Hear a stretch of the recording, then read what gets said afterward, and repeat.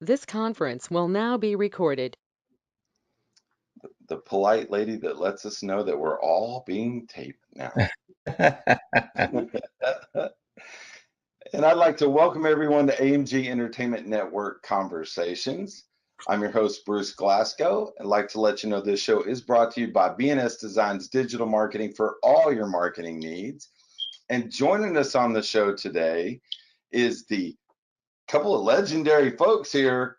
And this is a little different from us because usually we just have one legend at a time. But Mr. Howard Hewett and his niece, Miss Tiffany Bynoe. How are Yeah, you guys doing today? very good. Peace. Awesome. Very good. Always peace and love. Peace and love. Yep, definitely. How you doing? Absolutely. How are you today?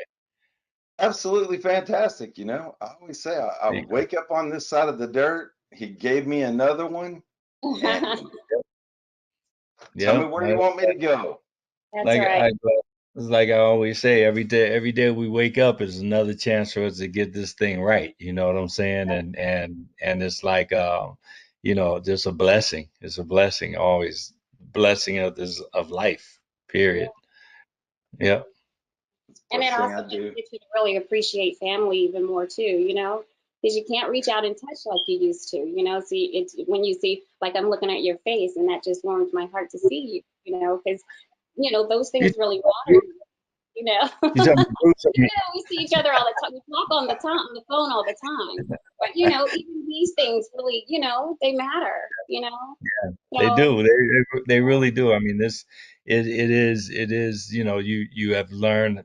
I think this past year, we've learned what the whole situation is about as far as not taking things for granted. You know what I'm saying? And which is so important. So very important.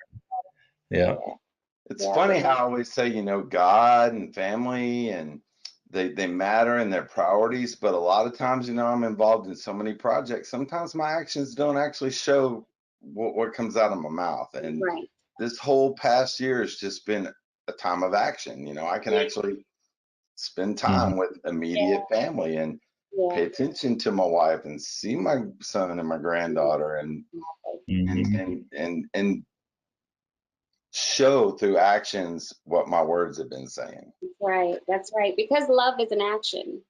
It really Yeah. Absolutely. is It's a an action. verb. So yeah. Sure. So you can tell And me all when, day, but to show me is so much more. And that's another thing that even couples and in relationships and things like that.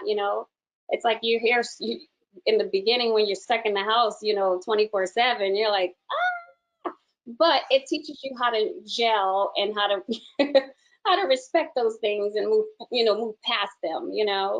So I figure, if you can get past this through the pandemic in a relationship, you hmm made it. You're good. No, no, believe me, I know. It's like it's crazy. So, yep. Yeah, it's crazy good, crazy good. Good, Well, I good. figure after 23 years, we'll probably make it. But it was definitely a relearning for my wife and I to be around each other so Exactly. long, Yes. you know. Yeah. Yeah. And that's what Yeah, it was. It's like my husband goes and he does, and then, but it's like to be actually here, and you have to really, and it gives you, an opportunity to see another level of. I'm celebrating 28 years this year. And so, yeah, so it does get you, Wow. an 28 opportunity to see things years. a little differently. I've been married 28 years, but it's I got between married when I three was marriages. 12. If I count my first one, I'm pushing 30, but I kind of write that. That was like the practice session. I call that one my sound check. This one's the gig. Yeah, Yeah. yeah, Yeah. yeah. That's why I always say, yeah, I've been married, 20, what? I only got 16, 20, yeah, about 28 years with three. Add them all together. Third time's the Hey, charm. it was I about add them time you get together. to know somebody. Yeah, So, yeah. crazy. Yep. So now we know that hey, we're all kind of we're all this another one of the blessings of this thing is it's kind of put us all on a level playing field. as far Exactly. as human race goes. You know, this pandemic, it's not biased, it's not prejudiced, doesn't care who you vote for, doesn't care what you have or you don't have, doesn't care about the pigment of your skin, it doesn't care about who you pray to. All it cares about is the fact that it's going to get in you and it's going to do something. Mhm. Mhm. But unfortunately, it was in the beginning. It was they people they tried to put it in a biased situation. They tried to put it in a situation where a political situation and all that, and that's what really hurt us. Took You us the know, wrong way. Yeah. yeah, 'cause we should not be where we are right now as far as this pandemic is concerned. I mean, and we're seeing the results of it now where, I saw a thing the other day where this guy said, this doctor, he was a doctor that was dealing with an expert in diseases and viruses and stuff. And he said, if we were to just get serious, and not just here in the States, but around the world, get Mhm. serious about masking up, you know, Mhm. he said we could pretty much control and eradicate this virus in 4 to 5 weeks, not months, not Right. years, but 4 to 5 weeks. Because and it makes sense to me because this is like this virus is it needs a host in order to Mhm. survive. So if I have a mask on and you have a mask on, there's is and if you have something, then you're going to keep your stuff to yourself. If I have It, something, I'm going to keep my stuff to myself. So there's right. nowhere for this virus to jump. Right. But the whole thing in the beginning of this whole situation was so politicized and so downplayed, and so where Right. we needed to be made aware of what was happening from the very beginning, Um, you know. So Absolutely. I agree.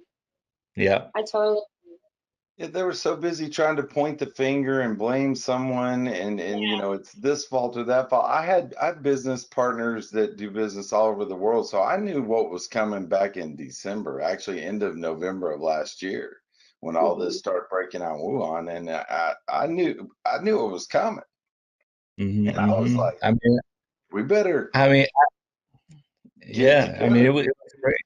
It was crazy. I was supposed to go, because I had cleared out all of January in 2020 because I had a little minor operation on my foot. So I cleared everything out so that I could deal with that and have a month of recuperation. You know what I'm saying? And so like then I remember I had the operation on January 8th, and then I went back to work. They had a show in Sarasota, Florida on February 7th, and then another show for in February 8th, right back here. And then I had a show the next weekend in Texas. But during that time, I was hearing, stuff on the news Right. about this virus, and nobody knew exactly what the deal was. And I was supposed to go in March 3rd. I was supposed to jump on a plane going to England and do get there on the 4th, chill on the 5th, do one show on the 6th, another show on the 7th, and back home on the 8th. Mhm. And I told my manager, I said, I'm not feeling real comfortable about this because, Right. and he says, well, what do you mean? I said, well, I got to take a 10.5 hour flight there, get there, whatever, take a 10.5 hour flight back. I said, the only thing that they can tell me with certainty that's certain, I said, the only certain thing that I see in their eyes is is the uncertainty of what's going on. Right. And so, like I said, I could, they no, but the only definite thing they say is that the incubation period is like 7 to 14 days. Mhm. So I said I can go there, stay there for that 5 days, and come back home and potentially be spreading something around, for almost 10 days without even knowing it. And so Right. he says, well, what do you want me to do? I said, well, what I like for you to do is, you know, tell these people the shows were sold out, so that was cool. Tell them to keep their tickets. move the two shows further in down into the year when we have an idea of what's going on and see Mhm. what's happening. And so my manager says, he says, well, Howard, nobody's, because at that time nobody was canceling anything. Everything was still in place. Gigs were still in place. Everything. And so he says, I don't know. I might have a hard time. He says, nobody's canceling anything. Nobody's postponing or anything like that. And I heard in my head, your grandma, your grandmother, my mom, she passed in 92, right? But I heard so clear in my head, like we're talking right now. When I was a kid, my mom, your grandma, used to always say, tell me, she says, well, if one of your friends go and jump off a bridge, you gonna go jump off a bridge with them. Yeah, we've all got that Oh yeah, and so like I started laughing, and one. the manager says, "Well, what do you want?" I said, "Well, I want you to do what I said to do, Mhm. because I'm not doing this for anybody else. I'm not doing this following anybody else. Right. This is my spirit. This is what my spirit is telling me." Mhm. And so he started talking to him, and but then he didn't have to talk for about 4 or 5 days, because about 4 or 5 days later, everything just hit the fan, Right. and Mhm. it was gone. Everything was gone. Yeah. Yeah, so it was crazy. Well, that's, sometimes the man upstairs does for us what we can't do for ourselves, right? So 5 days of negotiations of, hey, this isn't a good idea. Well, here you go. Yep, Right. yep, Right. yep. And the good thing is he listened. Yeah, I mean that's the thing. Yeah. Because I looked at it as that, and then I said, well, shoot, he even let my mom come back and tell me, hey, So I No, was that like, was it was serious. good. It was good. Yeah. But you probably even had that little intuition, that feeling that it really wasn't a good idea before all that even came about. I always say that God has these signposts, and we drive by them real fast, and we may not have even read what it said. Then Yeah. we go by it again, and it's really big, so we can read it this time. And we read it, and we go, well, I got stuff I got to go. And then get around to that third one and rip it up out of the ground, whack you on the head with it. Right. Mhm. Didn't you be listening? Yeah, yeah, Definitely definitely. listen in. Yeah. True. That's just So, like what Uncle Howard was saying when he said that he was reading the Word, how many times he had read the Bible so many times, and it's interesting that every time that you read it, you get something different that you go like, hey, it just Yeah. illuminates, every time you read it or every time you read something, there's something else that comes alive, that may God is allowing you to see for that moment. Mm. And I found that, what's so interesting for me is that I have for the past, and I'm not like into numbers and all that, but I do know that they're biblical, and it makes sense. But Mhm. I have been seeing the number 1111 for the past about 7 years now. It's been about 7 years Mhm. now. I mean, I could pick up my phone. It's 1111. Randomly doing something, not like sitting there waiting for it to turn turn 1111, Mhm. or 111. Mhm. And I had to ask God. I was like, "What are you saying to me in this? What are you showing me?" And not to mention that my birthday is 1111. But what it was Mhm. showing me, what I went back and I started reading what 1111 meant biblically, and it means to align yourself. And when I began to start reading that, I was like, and so it took me to it took God to use his numbers to slow me down and say, hey, Mhm. there's some things you need to look at. But it's interesting how God will use certain things, and certain eye openers for us. And it's just sometimes that feeling that you get that, whoa, something is just not right. Mhm. Mhm. Yeah, yeah. So, And you yeah, gotta you gotta listen to those things, yeah, you because do. but when you talk about the Bible, that's why I always say that's why they call it the living word, That's right. because Always it's alive. living. It's like it's alive, and it's Right. you read something. I read some things, about 10, 15 years or so ago, and I read the same thing now, and Yeah. it's a completely different, take on Understand. all this Yeah. stuff. Yeah. I Yeah, love it. yeah. it's very perspective oriented. Hmm. Hmm. Oh We Yeah. see yeah. what we're supposed to see. Yeah, Yep. It's exactly. a Yeah, grand design, it's not mine. yeah, I know. It's crazy. right. Yeah. Crazy. Yeah. Yeah. Yeah. Well, so that kind of brings up an interesting question, and I can ask each one of you separately because you have your R&B things that you guys both do separately, and you both have also done quite well with gospel. Hmm. Hmm. So I'm going to ask you, we'll go ladies first. I'll ask you, Tiffany, first. Definitely. How when okay when you get that vibe and and it's a great song and you're feeling it in the R&B Hmm. and you just feel it, right? Yeah. And you sing it and it comes through in the Uh-huh. song, the feeling. Do you get that every time with gospel, or do you have some songs that just really just like nail it for you when you're singing gospel? Just really get that same kind of a wow. Yeah, you know what? When I sing gospel, I do. It's not a difference in what you do. It's not a different format or anything, because you are who you are, And then I make sure that, the lyrics that I sing, I'm very lyric conscious, and I'm very conscious of what I sing about, I believe that love songs, for a while, it was like the percentage of the divorce rate in the church was higher, or probably still is higher than it is in the world, And pretty much behind that is because we weren't really taught how to enjoy each other and how to have fun and how it's okay to listen to good music, and to listen to, when I'm vibing with my husband or, enjoying music, it's okay for those things, And so we've gotten so boxed in that we think that, you have to only flow here or flow there. And that's why the interesting thing is when people look at my music, they're like, well, I don't know where to fit you. I don't know what to call you. And that's exactly where I like you to keep me, you Hmm. know, because if I can sing a love song and then in the twist of that, somebody's marriage gets put back together or somebody's heart gets restored, then it's just as much as being in church because the heart is the seed. The word that we talk to the person, to the heart, that's the seed.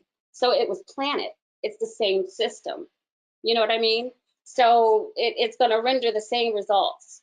And it's no differentiate. If we really look at it, when the person really know who they are and you know your assignment, there's no, I can sing Hmm. about love, and then I can turn around, turn that same song, and sing about the love of my God, of my Father. So it's not really been like in fact, even in church, I have like my pastor who he would come to like any R&B show that I had because he knew that I was going to keep it, keep it clean.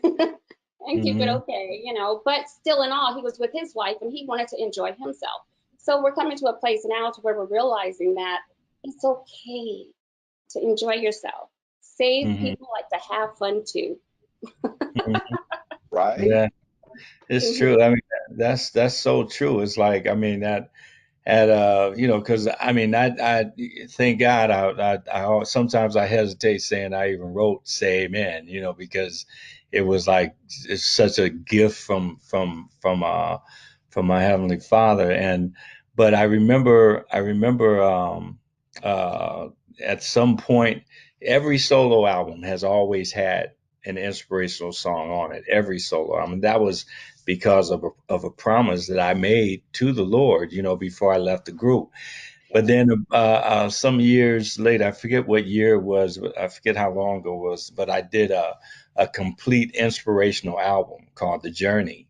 And so like, we did I did it with a company, a record company that was distributed by I think it was Epic. I forget the name of the company, but Raina Bundy, this lady, her name was Raina Bundy. She was the head of the whole thing, which was amazing, amazing lady, and I had a great time putting that project together with her. But we did all the press. We had to do just like for an R&B project. We did press on. We did 2 days of press in New York. We or they rented booked a room, I forget, in the hotel, and so I was there, and all the press people came there, and they had everybody was, scheduled.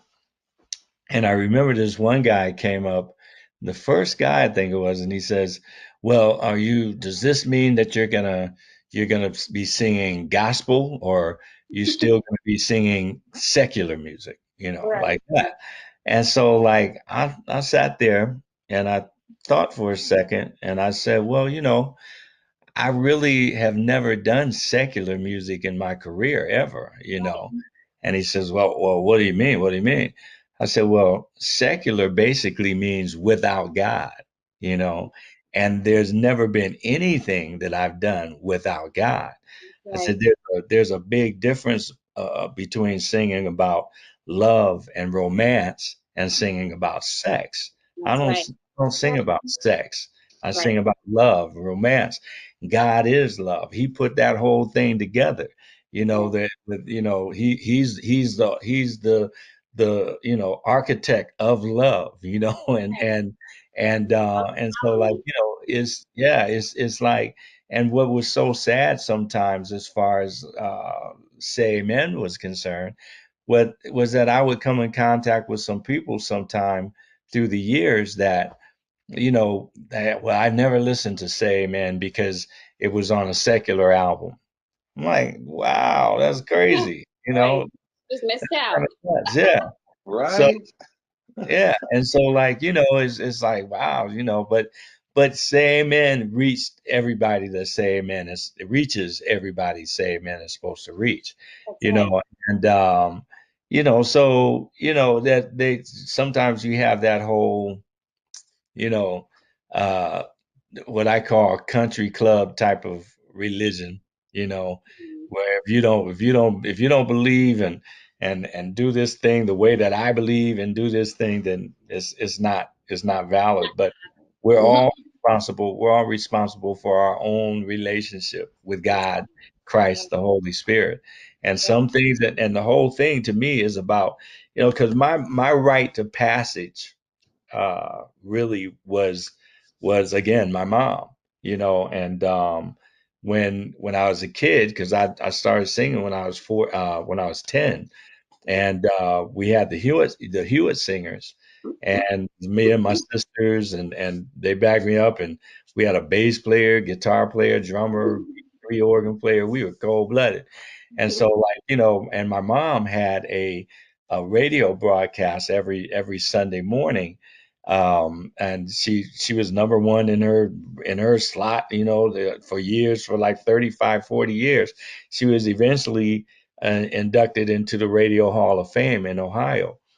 And so like when I was 14, then I decided, that I was going to go into the R&B field. I decided because, you know, Tiffany's mom and them, they all started getting married and having babies and all that kind of stuff. And I'm like, y'all ain't serious about this. So I'm gonna go. So I went into the R&B field. And then, I mean, because the Hewitt singers were really popular, especially Yeah. around the Ohio and Midwestern area. And so like, I mean, when I decided to go in the R&B field, man, it started all those church biddies, man. They started talking all that stuff, and they said, I can't believe Charlena let his boy start singing the devil's music and all that, right? And so like after about 2 or 3 weeks or so, when it got really crazy, and finally one Sunday morning, because her show would come on like 8 o'clock in the morning, I think it was, or something like that. So I would always listen to it on Sunday morning. I lay in my bed, I turn the radio on, and so this particular morning, I turned the radio on, and she came on, and they used to call her now the lady with the golden voice, the golden voice. And like she couldn't carry a tune in a bucket, man. But she could talk. She had a golden voice, Yeah. speaking voice. Yeah. And she came on, she was doing her thing, and then she finally got to a point, this one point she says, Now, there's something I want to talk about. There's been a whole lot of chatter about, my son Howard going into, the R&B field. And she said, first of all, if the biggest sin he could commit would be not to use the gift that God gave him. And she said, I know what his dad and I instilled in him. I'm paraphrasing now, but she went into this whole thing and then ended up with like, and furthermore, she said, if I like it, you all should love it. So just Okay. leave it, and I was like, yeah, mom. So that was my rite to passage as far as that was concerned. But it also made me really aware that I had a serious responsibility Yeah. to Yeah. stay to keep everything where it's supposed to be as far as God, Christ, the Mhm. Holy Spirit is concerned, because she stood up for me. And so I had to always stand up for her, Awesome. and for Yeah. my dad. Yeah. Yeah. Yeah. Awesome. What Yeah. an awesome story, and what an Yeah. awesome just endorsement, Oh, Absolutely.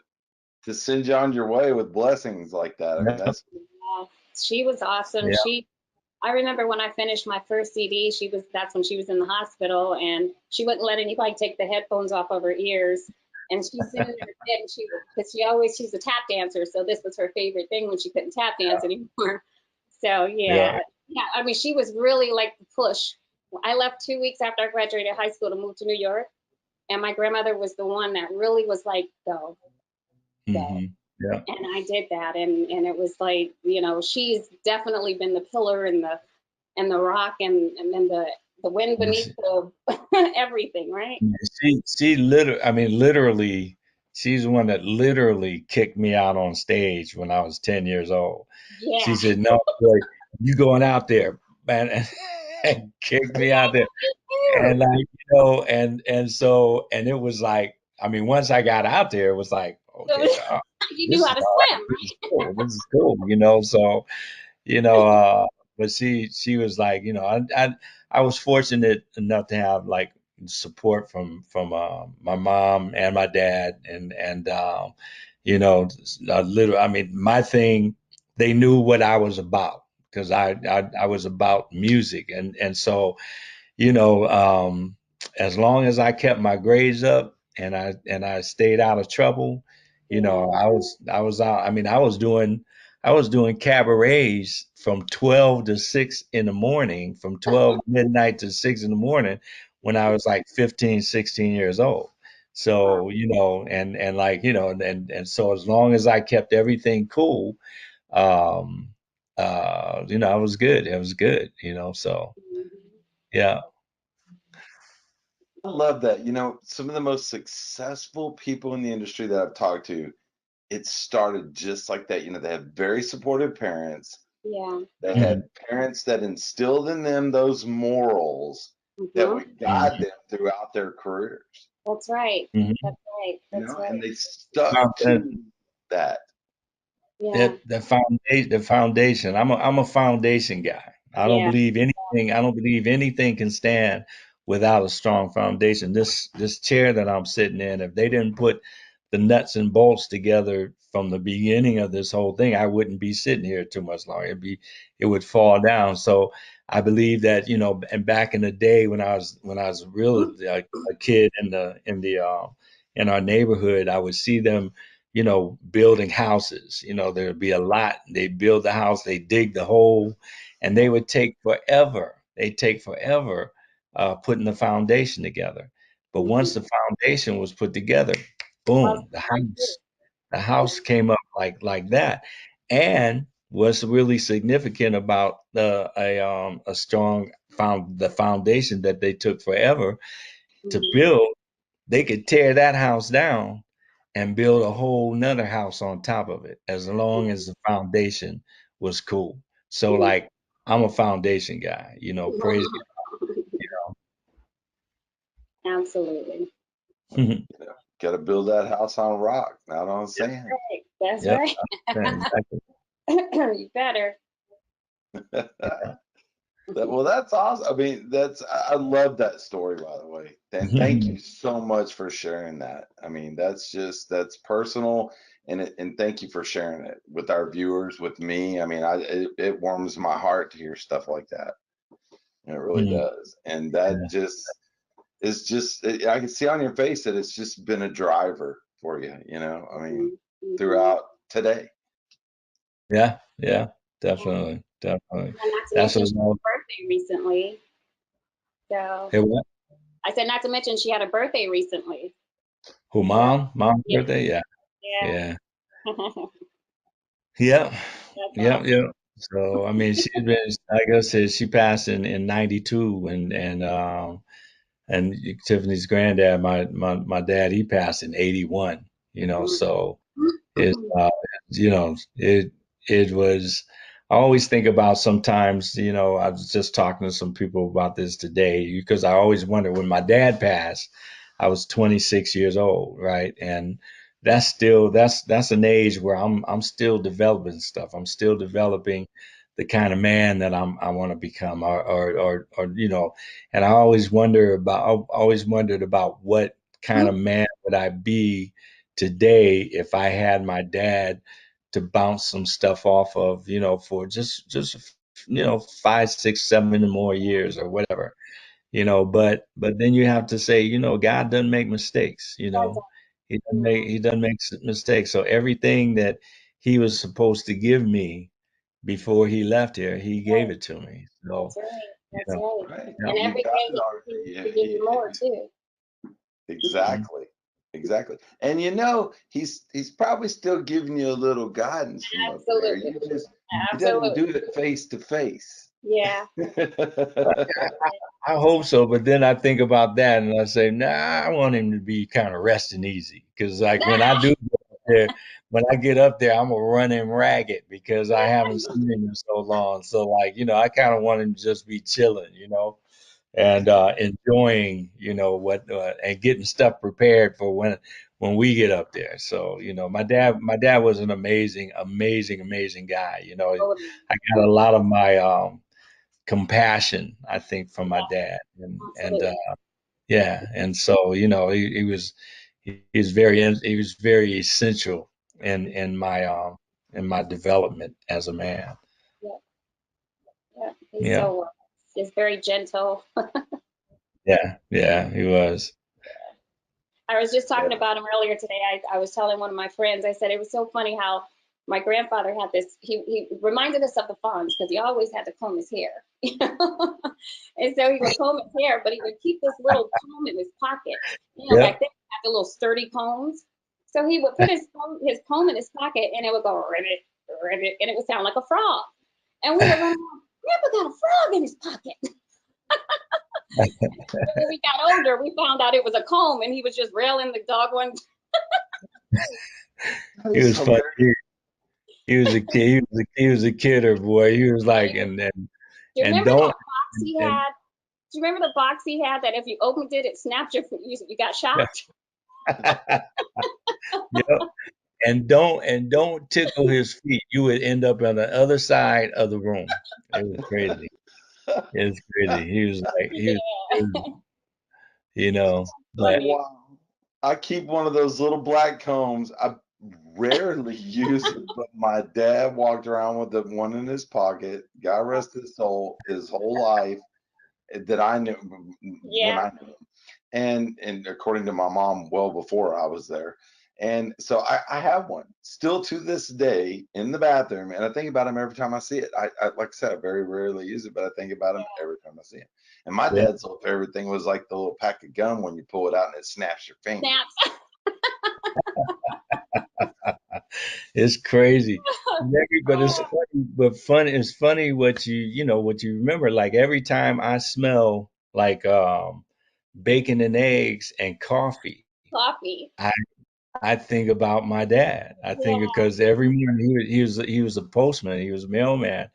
And especially when school was out in summertime, when I was like 7, 8, 9, 10 years old, sometimes I would go with him. I would walk with him, on his route, So I would get up early in the morning.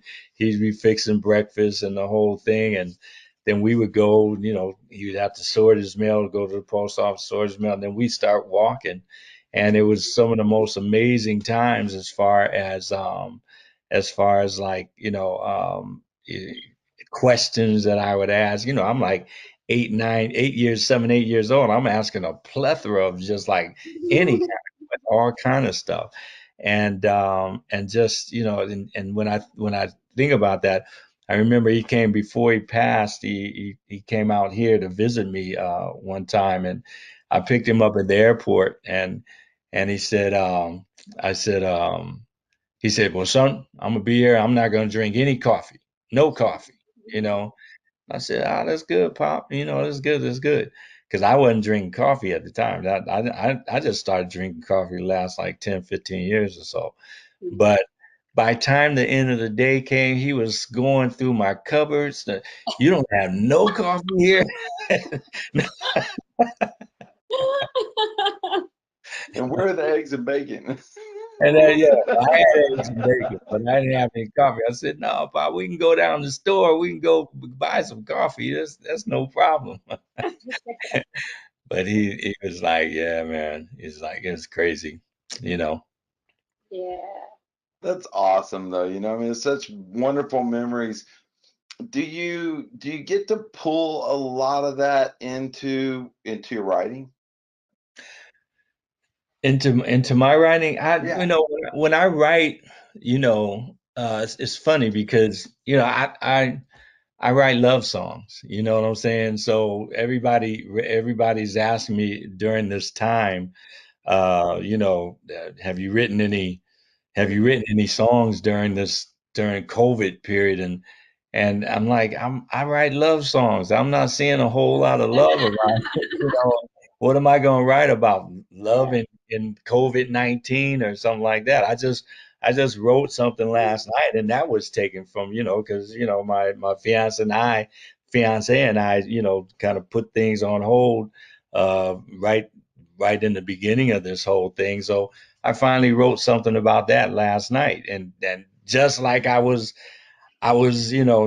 not really looking forward to seeing what would come out, so like, Yeah. and I proved myself right, last night, but it's all good, it's all cool. But during the time that I'm writing and stuff, I write about things that I observe.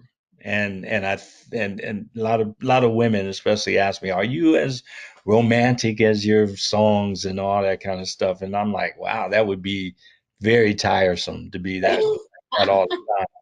So I said, I write a lot about my own, experiences, and I write a lot about experiences that are situations that I see, other people's relationships.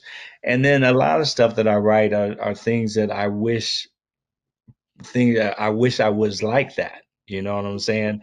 I wish I was romantic all the time, even maybe a little bit more. Maybe I wouldn't be number three. You know what I'm saying? But it's like, it's all about, pulling all that stuff, everything.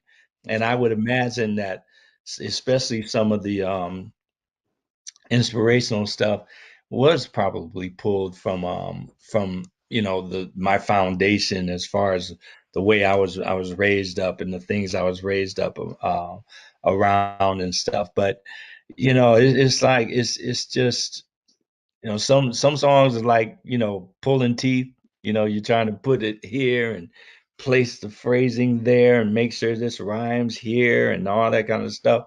And then other songs are like butter. They just, They just boom, flow. they're there.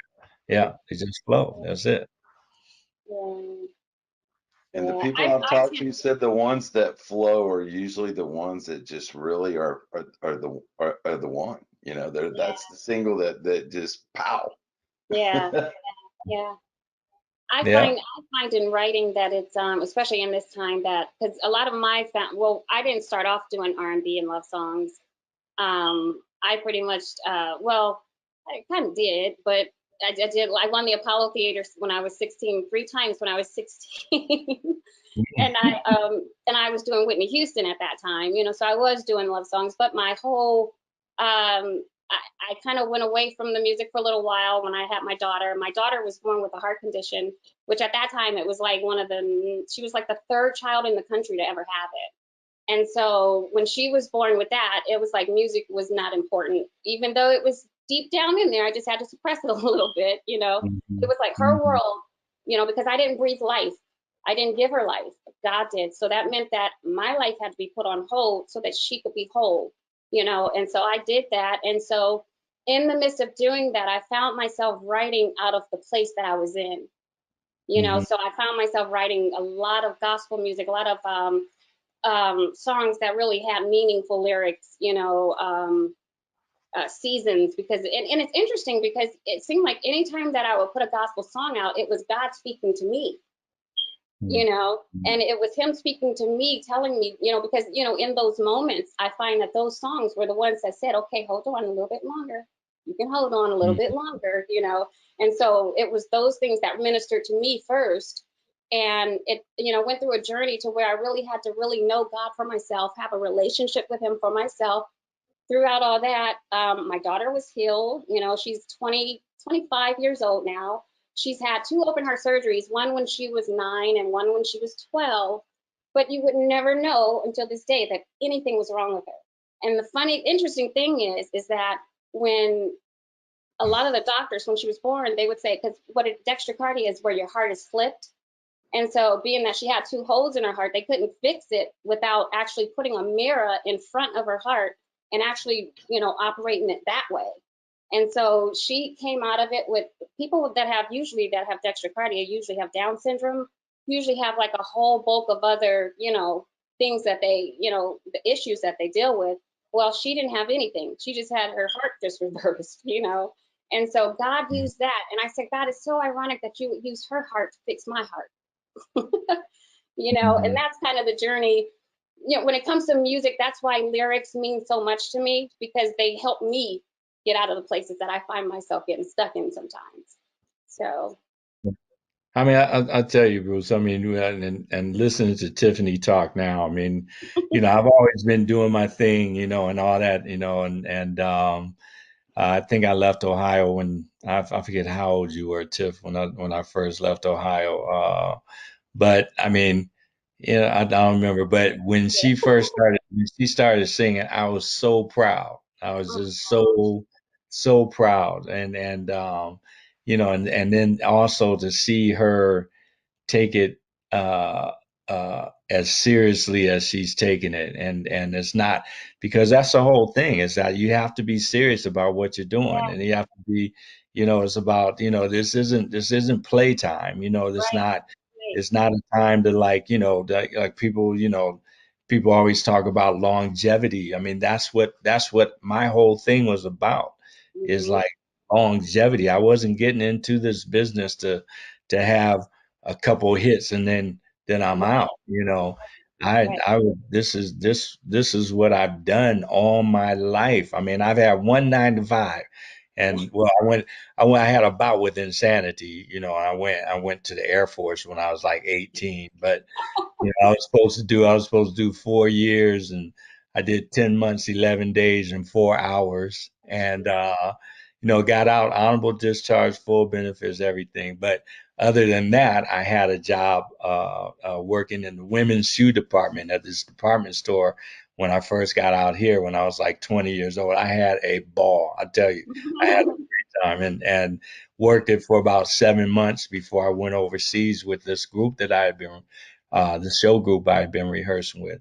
So it's about business, and yeah, she's always taken it, been serious about it, and that's what it takes in order to, I mean, people ask me all the time, what is your advice as far as this? When this is not the kind of business where you can take pen and paper and say, well, number one, you do this, number two, you yeah. do that, blah blah blah. No, but I can say is that you got to be serious about it, And because you it's, want to know one of the first things you said to me? You said, know the business. yeah, know the business. That's the because first thing you said. You said, you it's want this? Know the yeah, business. And it's I remember the book that you told me about, and and everything. So you've always, and I tell you, here's one of my moments is when when we were doing one of the shows in LA, and I knew you were on the roster, and I've been trying to get to you, and my manager was trying to get to you. He said, "Oh, I think he left. He had already sung and he left." I said, "No, he didn't. He wouldn't leave. He didn't see me. And this Mhm, was the first time that you would ever have seen me on stage. So I'm mhm. up there and I'm singing, and I thought you left, so I was kind of like, oh. So I'm up there singing and I'm singing, and I happen to turn to the right, and I was like, oh, I almost forgot I was on stage singing. Because that was oh my God, you have no idea. That Yeah, day, it's like even when I think about it today, it's like I see you right there. You had a white vest on and your white pants and your white heels. heel. That was when I wore my Prince heel, you Yeah, know. but that was one of But Exciting yeah, times. that was one of the best moments, yeah, of my life, is seeing you see me and seeing that I took it serious. That meant a lot. that's what the whole thing was about for me. It's like, and that meant so much to me because of the fact that this is not not playtime. I mean, Right. unfortunately, some of my peers, use their celebrity to as an excuse to be buttholes Right. sometimes, and Right. an Right. excuse to be, Yeah. play, oh, we're gonna do this, we're gonna do it. I can't say I'm not saying I was perfect as far as certain things were Yeah. concerned. I had to work through some things, but the Yeah. the foundation of what I was doing, what meant a lot to me, and it meant a lot to me for her to grasp on to that also. Yeah. I did. Wonderful story. I'm so glad you said that because that's one of the main points that we try to get across Hmm. on the show as far as entertainment is it's called show business for a Business. reason. Yeah. Everybody sees that shiny tip of the iceberg. That's the Right. performer or the actor, but nobody sees all the big mass and the big moving parts that are underneath that make that little pretty part possible. Exactly. Yep, Exactly.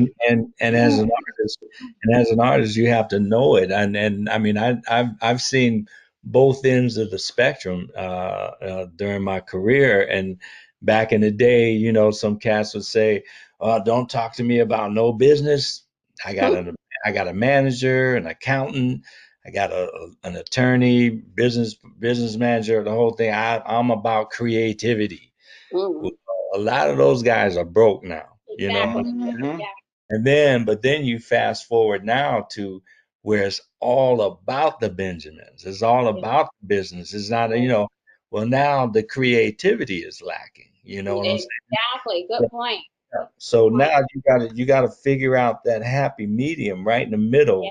where you're taking care of your business and you're realizing. I heard an artist. He was I'm not going to mention his name, but he was doing an interview one time. It's been some years ago, and he said, "Now I'm a businessman first."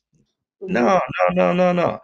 Hmm. The music brought you to the point where you could be a businessman. Right. Right. Use that, but respect the music too, and be creative, and continue to be creative, and continue to take care of your business, and like and I mean that's what we're going through now. You see the Yeah. people who took care of their business and Hmm. the people who didn't take care of their business. You know what I'm saying? Yeah. So it's you have to be savvy on both ends of the whole situation, Yeah. You and do. understand it. You Because plus you never know what's coming around the corner. So do. Yeah. Right. That's yep, exactly right. And you cannot surround yourself with the best possible team that you can have if you don't know about the business. yep. Exactly. Yeah. You know, Yeah. if you put Yeah. that in someone else's hands, you're rolling the dice. Hmm. Yeah. Yep. Chances are you're going to come up craps Craps. Yeah. Yep. Absolutely. Definitely.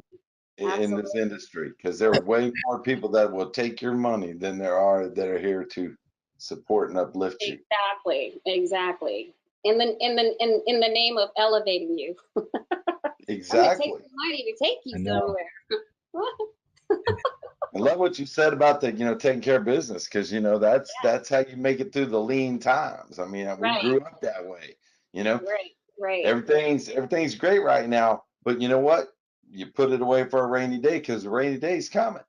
Right. Yeah. It is. It Nobody is. knew It the will. rainy day was going to last a year, Yeah, I but know, right?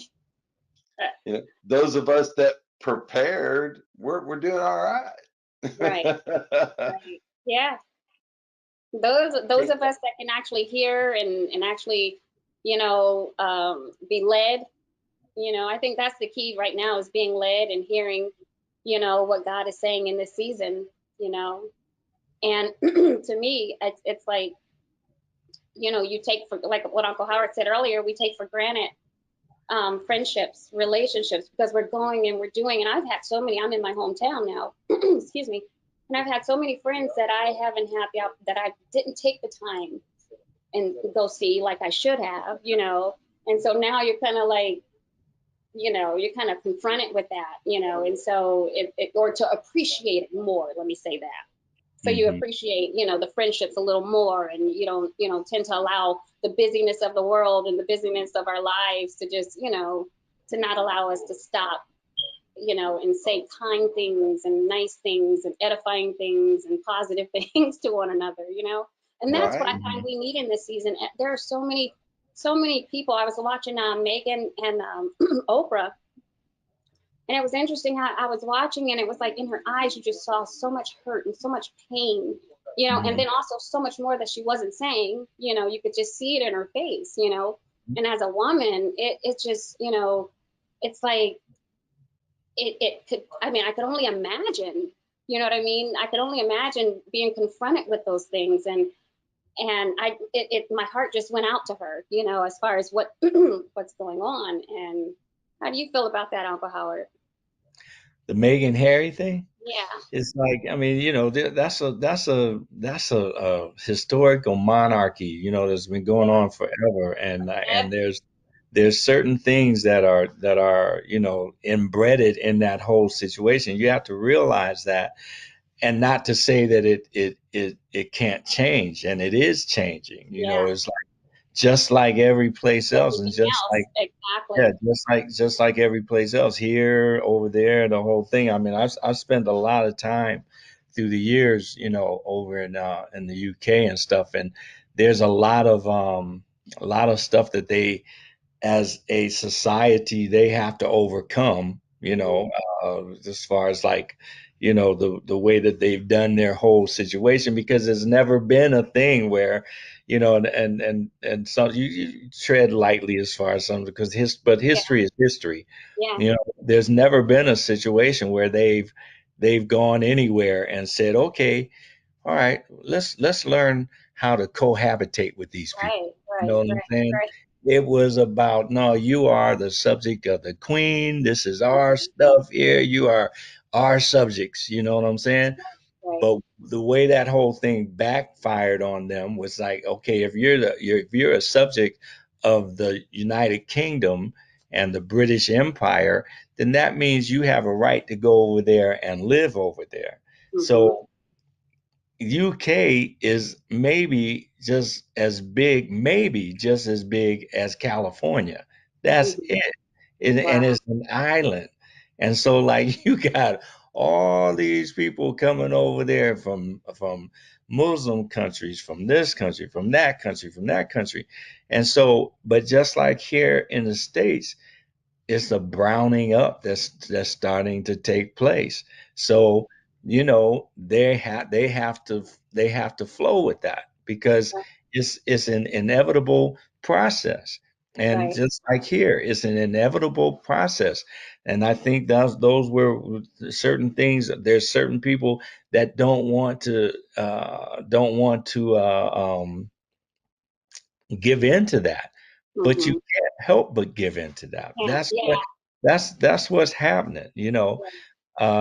I think that they didn't learn anything from the Princess Diana situation, and like, and there it's a whole nother thing, type of thing, as far as like with Megan is concerned. Yeah. um I mean, that's my take on it anyway, if it makes Yeah. Yeah. you And know then how with the pandemic and her talking about suicide and everything, that you know, is the main thing. Like a lot of people in the world are dealing with that, being separated and isolated so much, you know, and that's why I was saying it's so important for us to really, you know, we don't know how important just that extension of love or that extension of grace or that extension of just calling to say, hey, I just called to hear your voice, you know. And so those are the things I think God is awakening in us, you know, to see that they matter, you know, they But really like but like I said, I mean, if you remember, you were really young when the whole Diana thing went down, matter. but she was saying the same thing. How I she remember. felt Yeah. isolated. She felt Mhm. isolated. She felt, ostracized, and she felt, and she felt like she wanted to commit suicide. Right, So, right, right. but that's what I'm saying is that, you're supposed to take history and learn from it, you Hmm. know, Yep, supposed to not take reduplicate. history Yeah. and learn from it. That's one of the things, and I don't want to get political because I can get real political. I can go all the way over there. And but that's one of the things I think was one of the many things that was the shortcoming of the last administration that was in the White House. He had no idea of history and no respect of Yeah, no history, respect for it. you Yeah, know? yeah, Yeah. Here it is. Lack No, of respect was incredibly prevalent. yeah, right.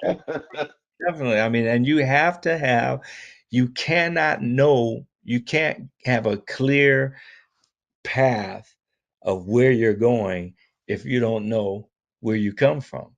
And Yeah. and that's and that's one of the things that even as far as my brothers and sisters out there, my black brothers and sisters out there, is that we have a lack of knowledge of our history, Hmm.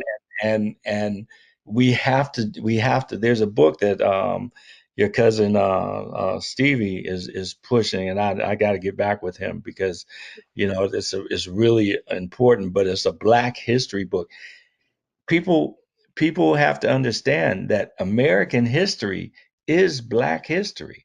Black Hmm. history is American history. It's Yeah. all one and the same. It's all in and the more we figure that out and know where we're coming from, know where we've been, then we have Hmm. a clearer path as to where we're going to go, where we're going. You know what I'm saying? And so that's why it's like I try and advocate that as much as I can, in any chance every chance I get to, I try and push that. And which is like I said, this book, I have it over. I keep pointing it. It's all right though, over there. But I look at this book, and it's a total comprehensive book of all. I mean, total. I mean, these guys did an amazing job putting everything together, and they're trying to get it now into the curriculum of the schools across the country. And because I mean, Black History Month, plus it's February, it's only the shortest month of the year. Right. And so, but Black History Month, it shouldn't be about Black History Month. It should be Right. about Right. American history and That's American And it right. history should be all year. all year long. Oh yeah. Exactly. It's part Exactly. of what we are. It's part of where, I mean, the Yeah, cradle of Right. life. Where did it start? That's yeah, You right. know? I yeah. mean, I've been getting into a book Dr. Knowles turned me on to, which is The Emancipation of Slavery Through Music. And I'm really enjoying that Wow. Wow. one. And he's quite interesting, and I had quite an interesting conversation with him. I got to take one of his classes because it's just Who it was that? blows me away. What's his name? Dr. Dr. Noel? Knowles, Matthew Knowles. Oh, Matthew. Okay. Yeah, Yeah, I know Matthew. I Yeah. call him Dr. Knowles or Doc. Just he likes that. Yeah, he's an interesting cat. He's here in my hometown, so it's like So where you're in Houston? You're in yeah, Houston? Yeah, yeah. yeah, yeah. So I've been following them, all the way up because I got to root for the home team, and Yeah. Right. so we have quite the interesting discussion, both on camera and off the camera, on that. And and it really is so true. It's just all part of American history, and we all need to know where we came from and know which direction we need to be heading. And it just has felt so backwards for some time now. And I guess I could put 4-year time frame on that. Seems like we've been going a little bit backwards. And I think we need to, and maybe it was a little bit before that as well, because I remember the 70s and 80s when we could all get together and enjoy each other's company and celebrate our differences and learn from each other. And we didn't care. We didn't care, what the pigmentation of someone's skin was, or who they prayed to, or who they voted for, or what they had or didn't have. We just got together and had a good time. And it just seems like we're gone so separate Well, from I that. think I think like just the same concept that I'm talking about as far as like my black people are concerned. My white people, that's the whole thing too. It's like you don't know the history. A lot of white people don't know the history that black people played in this country and the importance of that history in this country. Right. So it's the same concept that I applied to my people too, to my black. We're all my people. We're all each other's people. So That's right. it's the Right. same concept that you apply to the white race also, that you got to know your history. The some of the ignorance and everything that's been going on as far, especially the last like 4 years or so, well, actually 12 years or so, 12 or 16 years or so, is due to the lack of knowledge about what the history is. I'm pretty sure that if a big majority of white people, if they really understood where and what role black people played in their development, in the not there but the development of our country, then there would be a whole lot more understanding, whole lot more just what do they call it, compr whatever, they like Compassion for your fellow man. they like each other more. Yeah. Right. I mean, it's, I always said that for Compassion, us, compassion, yeah, compassion. That's what I I want. always thought that the little green man from Mars would have to come down before we all came together as a human race, and for the betterment and survival of our planet, to forget about all this separate stuff that they keep trying to put in between us, and just come together and say, hey, we all need to work together here. Mhm. we're in this We're, thing we're, together. we're Well, in that's this thing exactly together. what this virus is doing, and I sure hope people Right. come out of this with that attitude. Yeah. Exactly. Exactly. We're, Yeah. we are we are in this thing together. It's like, we get a type of situation that was going on, for the past like 4 years or so. Everybody, they're put in the same boat, as everybody's in the same boat. You Same know, predicament. it's the Right. same boat, unless you make, because they talk about that upper 1 and upper 2%. I mean, like I remember when Obama was running for presidency and stuff, and so I was like, going through the whole thing, and I was like, middle class, middle class. It's about the middle class, and because I travel around the world a lot, and every country that I've been to that does not have a middle class, either you got money or you don't have nothing, Right. is a third world country. And I Yeah. always look at, and the middle class to me is always I've always equated it to, like my favorite car. I would never buy one because there's too much money. I could spend my money on other things, but it's my favorite car, is the four-door Bentley. I don't even know what it's called. I just like the way it looks. I, Yeah. I mean, you can have a four-door Bentley, tricked out, chromed out, detailed, and all that kind of stuff. But if you don't have an engine, that four-door Bentley is just going to sit there. It's Uh-uh. not going to have. And that's what middle class is. What the middle class is to a country is like the engine of a country. And Yeah. so, and it has to be respected that way. And, I Yeah. was always talking about the middle class, and then I remember Lori. I was dating Lori at the time. Mhm. This girl I was dating. Lori, and Mhm. Lori said, "Do you think that you're middle class?" I'm like, "Yeah, I'm middle class. I'm middle class." And then she broke down the whole how what everything breaks down. I'm like, "Whoa," Yeah. But okay, but and there's a that's that upper 2% is here. You're talking about a certain amount of money. But that jump from the 2% to the 1% Right. it is Yeah. humongous. It's Yeah. crazy. Yeah. And Yeah. unless and you can't not cater to that situation. All this trickle down stuff, that's crazy. It does not work. It's proven that it does not work. So, Hmm. you know, but like I said, I could go. Let's talk Awesome. I about mean, I don't know how many times they got to try that to realize that it just doesn't work.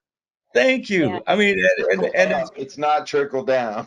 It just yeah, don't No. work. it's it make that upper 1% makes that money they don't trickle down to anybody. Mhm. It's Right. like it's crazy. So Right. Right. but like I said, I could go on and on and on about that. Well, then let's talk about some positive stuff like what you got going on now. We'll start ladies first again, Tiffany. Yes, sir. What you got going on now? And what can we look forward to? And maybe some little snippets that the viewers might, take away. And people love to hear the news from the source. Mhm. Absolutely. I just finished a new single that's out, came out on the 5th of this month. I redid my rendition of Make Me Say It Again by the Isley Brothers. Isley Brothers. And I do those because I come from that era, and it's interesting because I remember being 7 years old and I'm like, hey, if you happen to see my sweet baby, he was walking on down the road, tell him for me that. And I'm singing that song at 7 years old. Like, what the heck do I know about anything that I'm singing?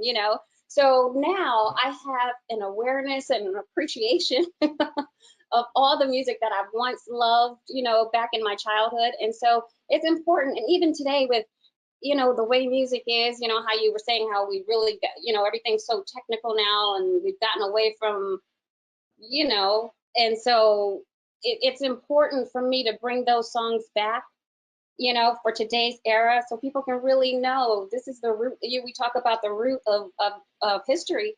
This is the root of our music. This is. And so I always tend to, search my heart and find one of those. But I have an album that I'm also releasing, an LP, late summer. Yeah, late summer.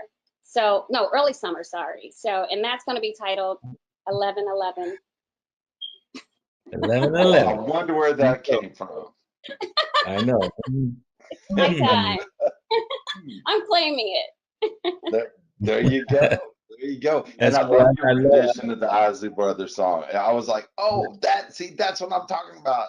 Somebody That that is, appreciates where so many people don't pay homage to how we yeah, got to They where we don't. are, And yeah. then when you do it, the and first thing that they want to say did. is, "Oh, you're trying to outdo." No, no, no, no, no, no, no. No, I am trying to bring Uh-uh. awareness to a great artist. I'm You not did it taking your anything way. away or him. Oh, Yeah. No, you didn't try to it, copy them. You did it your way. Beautiful lyrics, beautiful mhm. song. Yeah, I was listening to. I get goosebumps when you brought it up. I call them Oh, chicken wings.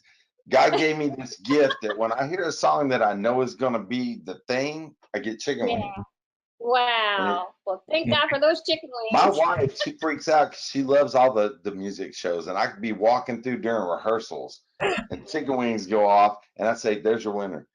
And she said, Yeah, "How do you Wow. do that? How do you Wow. do Well, I that?" And I'm appreciate like, "I don't yeah. know how. It's a that. gift, and I'm not going to look it in the, I'm not going to look a gift horse in the mouth. I'm going to take it Yep, and Right. run with it."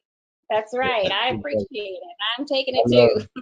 I love it. She did a great rendition of it. I mean, that's an old Beautiful. song that we go way back, you I know. love Yeah. that song. And like when I heard it when she sent it to me, I was like, okay, this is cool. This Yeah. is what's up. It's very cool, very cool. It was perfect. So many people that try to imitate it or they'll sample it, Exactly. but Yeah. taking it and making it yours and keeping those lyrics and still paying Right. homage the way you did, man, that Yep. was spot on. Spot Yeah. Thank on. you so much. I Yeah. appreciate Very it. good. Thanks Very to cool. my team called the Trillionaires. I noticed that. Yeah. Yeah. Very cool. Very cool. You need No, 11 trillion, 1100 billion, and then you be. That's it. There's that 1111 11, 11. Cool. Cool. Cool. Well, how Yep. about you, Howard? What you got for us? Oh, oh man, I'm just hanging. No, no, no, Don't but I make me mean, say I, with Mr. Cooper or some weird thing I like know that. hanging with Mr. No, I mean, one of the things that this like I've said that this situation, this pandemic has brought about is that you can concentrate on stuff that you've wanted to concentrate on for a long time. One of the things that I've wanted to do was really pump up the social media presence. You know what I'm saying? And but I was always on the road. I mean, I was always gone. And, I went from about 120, 130 dates a year to I did 5 dates last year. That was it. But in the meantime, I've been able to, I started when this thing first started. I started this thing called FACC and life, Mhm. and what I really looked at was the fact that this virus thrived on low immune systems, Mhm. vitamin D deficiencies, and all that kind of stuff. So like one day, when we first went into the whole shutdown thing, about a week into it, I said, man, I can't be, I got to get out. So like I jumped on my bike and I just started this one route from my house. It's about a 15-mile route, and so when I got halfway through it, I stopped at this park and and I said, well, I'm gonna go on live. I'm gonna go on my Facebook fan page, go on live on my Facebook fan page. And I went on there, and it was the middle of the afternoon, and all these people started flooding into this whole situation, and I was like, Howard, oh, blah, blah. It was crazy. So like, then I started talking, and like, and so then I called it at first I called it FAC and life. It's like fresh air, cardio and life. And what I would do, I started walking. And so, because I always had to do something to try, stay fit. I couldn't, and it's like you can't, just because we're shut in, don't mean we have to be couch potatoes. And so, like, I would start walking. There's a route that I take from the house is about 4 miles or something like that. So I start walking, and I got my phone. I go on live. I got my phone, walking with the phone, and then people started coming, and then we started having conversations about stuff. So then I recoined it FACC and life. Is fresh air, cardio, conversation and life, because you're not going to go anywhere. You're not going to go any further if we don't have communication and we don't have conversation and stuff. And so, like, there's thousands of people that come in there. I do that basically almost every day, and there was another site, they another spinoff. They did a site, these ladies on there, because of course there's like majority women on there, you know what I'm saying? So I don't know why, but but but they did this thing, this little spinoff of it. They started a site called Howard's Girls. You know what I'm saying?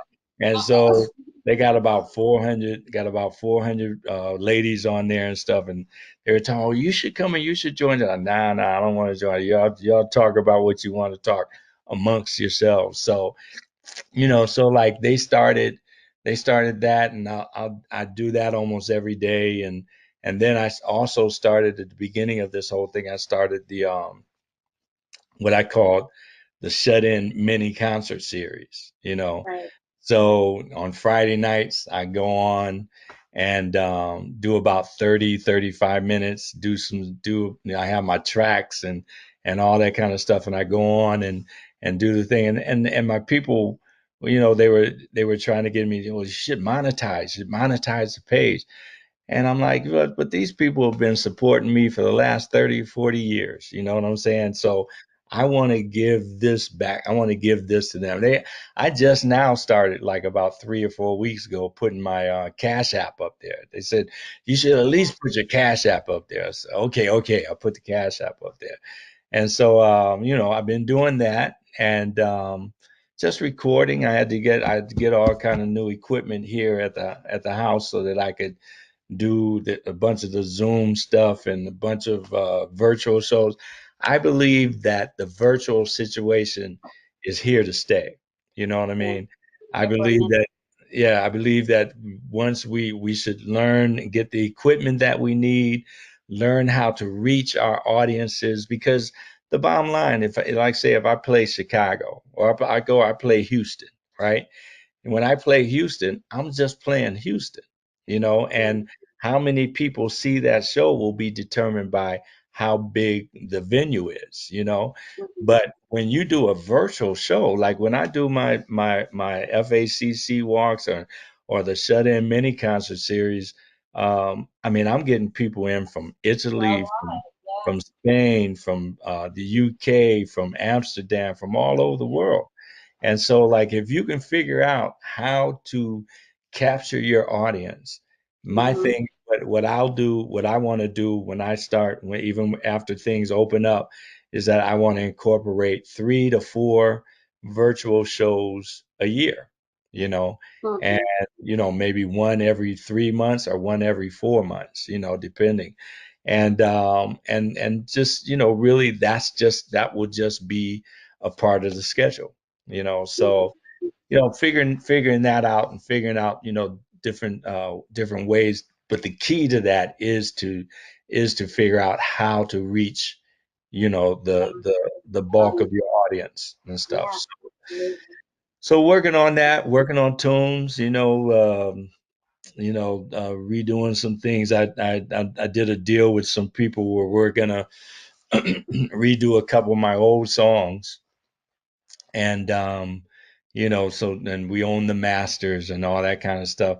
But what I found though is that I don't really sing like that anymore. It's like, Yeah. I do. Yeah. I've developed a whole nother thing as the Yeah. years have gone on, and Yeah. so to do what they wanted, we want it as close to the original as possible.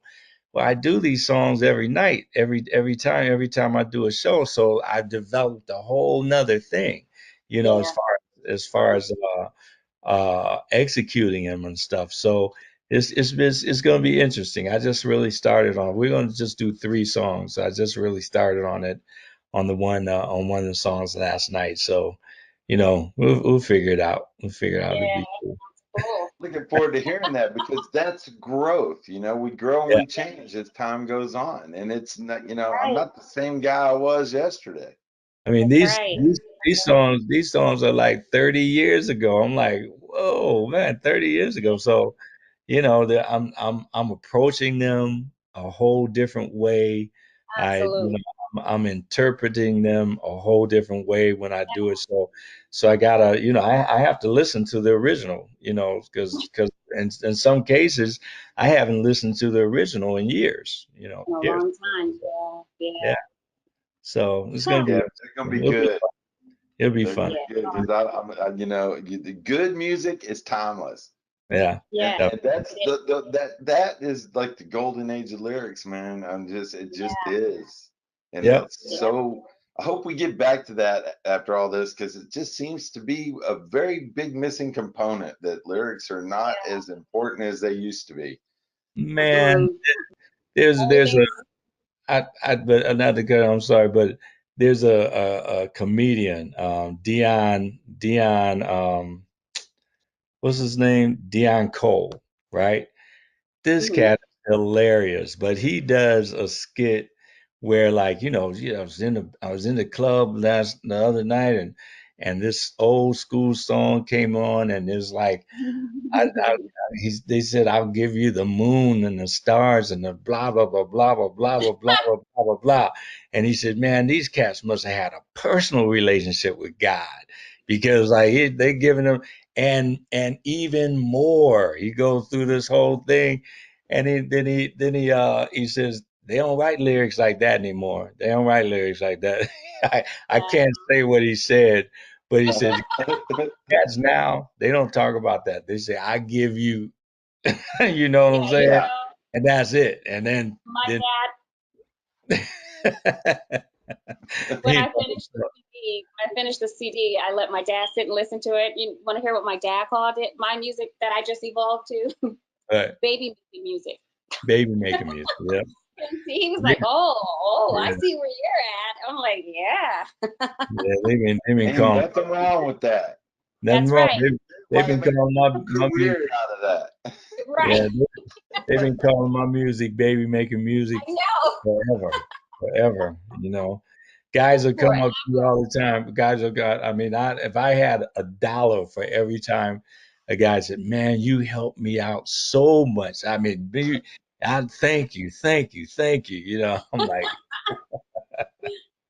it's Glad funny. I I could could be of only imagine the service. stories. So, That's awesome. Well, you know what? Yeah. I want to thank you both. This has just been a complete pleasure having both of you on today. I mean, you're both so different in your styles and both legendary in your own right. And obviously, it comes from, good genes, good family values, and just foundation. the Right. foundation. Exactly. Yeah. You know, and Yeah, and and we had a great time, but also, Bruce, it is an honor for me to be doing this with my niece. See, because it's so, Oh, me because it's so, it's like it's so seldom that we get to like do something like this. I think we've only done a couple of things like this before, but it's great. It makes me feel, it fills me up, to see her too. developed, the way that she has developed, and that stuff is important. well, I'm gonna tell you Oh, something. It was the I'm first gonna have week. to It was smile. absolutely wonderful. I mean, it warmed my heart, and I didn't mean to interrupt you. So you can go. Oh, I'm no, no, sorry about no, that. I was just being funny, just being silly. Oh, well, that's okay. That's where we're supposed to be fun, No, have I was fun just and be saying silly. that means a lot to me. It really does. It Yeah, really does. Because I've been looking up to my uncle. I'm the oldest niece, and I always make it a point to say that. yeah. I'm the oldest niece, so I was the first one that followed behind him because, it was just that connection with music. And so I would always just follow him around the house and just watch him. And I know he would turn around and look at me, why are you staring at me? Because I would just stare. And because he was my uncle, he wasn't just my uncle. He was like the mega star in our family. He was, it was just such an honor to grow up and have an uncle that came. It was interesting because I remember being in school and all of us, the first thing, oh, Uncle Howard's coming. He's coming to my school. No, no, he's coming to my school. And so we would go back and forth, and it would take my grandma, and she would go, okay, Tiffany, and then she would make her little rounds as far as where Yeah, he would go. she always designated everything and stuff, Yes, and she did. like your mom, my sister, her mom sent me a picture of your brother of Tony the other Your day. twin. Tony had his, because at COVID, I just colored my mustache and my beard, a few days ago, man, because like I was like whited out. Everybody said, "Oh, but salt and pepper is sexy." No, there's more salt than pepper in here.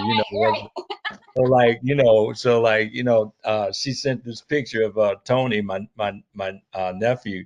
He's the oldest nephew of everybody. So Yeah, I like noticed him. he had this beard and the stuff. And she said, "Oh, looks like you're a twin." I said, "Yeah." They all want to be like Uncle Howie. They all want to be like Uncle Right. Howie. And they do too. funny you know because what? the older It's all nice of to them have. get, the more they look like you. A lot Oh, of them look like you the older they get. yeah. Uh-oh. Yeah, you went a little blurry. You went a little blurry. That's you're saying that it's Me? like, yeah. No, I don't. No, but I know, I know. they I'm do. just kidding. I'm just kidding. I'm just kidding. Yeah, Tony is like, I tell you, when Tony posted a picture, I have a friend that every time I mention anything about you, she's like, oh, my husband, my husband. And so Tony posted a picture of himself for his birthday just recently. And she says, oh, look at him looking like my husband. That's I funny. said, that's Funny. funny. Yeah, they all Yeah. want to be like. They all want to be like Unc Oh, Howard. I want to be like Uncle Howie. And you know what Uncle Howie would tell me when we would talk about doing a song?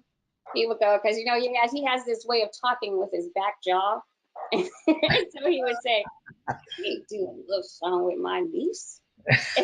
No, I mean, that's how we got to do something about awareness and stuff like that. Something else. I can't do I a love can't be song with you. singing, can't be singing a love song with you. You know, that's Right. That's not right. terrible. Hey, I But heard that that's how we song y'all came did up. together. Y'all knocked it out the park. Okay, The so real R&B. That's how we came up with Real that R&B. song. yes, Yeah. There's a few songs that we did though. We yeah. did the real R&B. We did what else? There's Grateful. a couple other songs we did. Yeah. Yeah, Yeah. but they were awareness songs. You get Brand awareness new. about things. You know, Exactly. Yeah. Yeah. the real R&B, the awareness of and I hate to say old school because it, to me it's more like legacy artists. Mhm. Yeah. Yeah. Exactly. Yeah. Yep. And that's Okay. you. So we could go on and on, Bruce. I I know. know, right? I can sit here for hours and talk to y'all. This has just been absolutely wonderful. And I want to thank both of you for taking time out of your busy schedules to join me today. I really do. And to join our viewers here on Conversations. Oh, good. So Yeah. that's the name of the Thank you show, so much. Conversations. The name of the show is Conversations. Well, we definitely had Oh, that today. I That's was for gonna sure. say the same thing. It was wonderful. It was just exactly the whole vision of this. It didn't Mhm. start out that way. Absolutely. We would send out questions and we're going to do interviews. I'm like, how about we just get on and talk to people and Yeah. see where it Right. goes? Like we're sitting down having a cup of coffee or a glass of tea across the table. Yeah. We don't script conversations with our friends. We get That's together it. and we Being talk. authentic. Hmm. Yeah. Yeah. That's true. Absolutely. That's for How about we sure. do something like that? They do that and they call it reality TV. That's what they Right. do over there. Let's do something different. Right. And so that's what Mhm. we did. And that's That's exactly this was the epitome of what it was the vision was. So yeah. thank you I so was much. Great. after we got about 15 minutes into it, I was getting ready to say, "Are we doing the interview now?" This is this conversation. That's I okay. know it was a conversation. Yeah, it really fit the title. Yeah, Yeah. absolutely. I love it. And you guys were just wonderful to converse with. And I love the stories. And that's the kind of things that come out that don't come out in scripted things, you know? Good. Right, Yeah. You know? absolutely. And so thank you so much for sharing parts of your lives with me Thank today you. and with our Oh, thank you viewers. so much. Thank you. Thank you very Really appreciate it. All right. Good, good, good. So And when will this air? we give it to the editor. He does his little magic and puts us all side by side, and then puts conversation in the upper third and puts a little watermark on it. And so usually, we try to get them out quick. And I know you've got some stuff dropping quick, and so we'll try to get it out in a timely fashion so that it helps to promote that. Yeah, Good, good, sounds good. So good. So try to stay current. I've got some guys I did like 8 months ago. We used to do like 7 and 8 every, in 2 days, and we released one a week. And it's like, so we got so built up. It's like we need to start getting some of those old things out. mhm. Yeah. Some of these Yeah. some of these people are going, hey, you got me on your show, and then never heard anything. Cool. Yeah. Yeah. If you can get the information, on everything to Marcus Will Wild, do. and Yeah. he'll convey everything to me. Is Marcus the one that got in touch with you, Tiffany? Yes, he is. Yes, yes, yes. Shout out to Marcus. He is. Marcus Wild Style. And thank you, Yeah. Howard. Thank you, Howard, for coming back because I had to cancel. I had a medical procedure and had to cancel the first time. And then it was a mix up between me and Howard, I guess, on the second date. He was thinking it was Oh, last Tuesday and it turned Yeah. out it was the 9th. So Oh yeah, yeah. You very all right? gracious of you to come on and talk. Really, I really do appreciate yeah. that. You good though, right? You good? Everything cool? Oh Good. yeah. That- I'm at That's my right. fighting weight, feeling great. All Great. right. Me and God are running like this.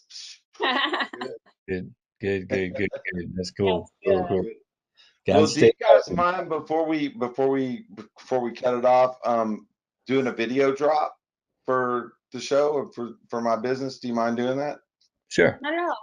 So we'll do them separately, and then we'll cut those, and I'll also let you, I'll send those off to or give Howard the link so he can use them if he wants to use them, or Mhm. you guys can use them if you want. The first one is it's on the screen if you can read it. BNS Designs. Mhm. B&S Designs, and that's my digital marketing company. Mhm. So I handle all the marketing and promotions for AMG Entertainment Network because I'm half owner of that. So Okay. one hand feeds the other, but that's the Right. business that I started several years back. So it's my marketing company. So if you just introduce yourself, I don't like putting words in your mouth. Just check out BNS Designs Digital Marketing and just however it comes out. I'm happy with whatever God puts in your mind. Ladies first. Hey, this is your girl Tiffany Bynoe, and you are watching B&S Designs. Stay tuned for more on Conversations. Perfect. What's up? This is Howard Hewett, and you're checking out BNS Designs. Stay locked in there. Get all your information on Conversations. Peace. Perfect. And now the second one is for AMG Entertainment Network, and that's the name of the network that we're building here, this empire of media that we're building. And the show is called Conversations. So just Oh, introduce okay. yourself and say, "Catch me on AMG Entertainment Network Conversations." Awesome. Something like that. Hey, Sorry. hey, it's your girl Tiffany Bynoe. Catch me on. Oops, I just had a brain fart. AMG AMG Entertainment Network Entertainment Network. Conversations. AMG Network. AMG Entertainment Network Conversations. Gotcha. This is your girl Tiffany Bynoe. Don't do that. Come on. Okay, you go first on that one. What's up? This is Howard Hewett. You're checking out AMG Entertainment Network on Conversations. Check it out. Perfect. What's up? It's your girl Tiffany Bynoe, and you're watching AMG. Stop doing that. I love this. He's not letting me do. No, just kidding. Hey, Okay. it's your girl. Okay.